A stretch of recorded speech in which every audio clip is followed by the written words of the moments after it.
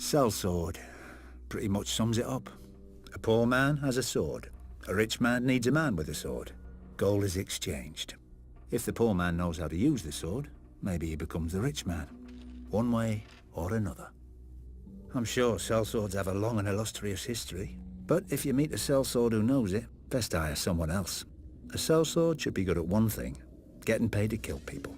It's not an easy job. Most people try to kill you back, and at least a few of them know how.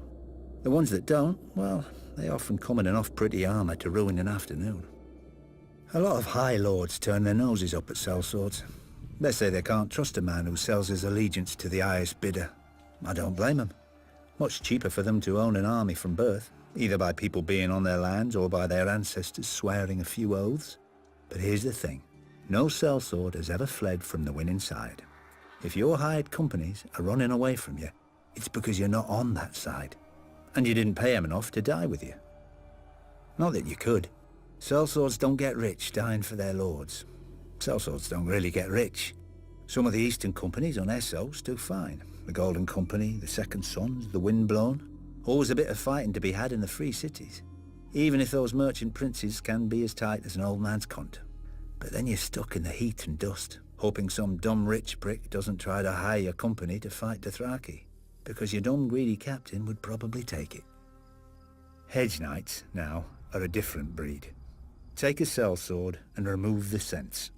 They get their name from where they sleep, under the edges of the Seven Kingdoms, in ditches, in stables. They don't have the family name or the purse like real knights, so they spend all their money on armor and a horse, and ride in tourney after tourney in the hope of impressing some lord or winning some prize. One loss, and a lot of them are ruined. They can't ransom back their armor, even if they win. Think what a knight's good for. Killing men. You know how you train for killing men? By trying to kill men. Not prancing round with a blunted stick, bowing and waiting your turn. Maybe you think I'm just insulting the competition so you hire me instead. Well, of course I am. So don't hire me. Hire a sellsword with educated heirs who tells you all about the great battles he's heard of. Or a hedge knight who's won a few tourneys starting to build his name. And the man you're fighting against? He hires me.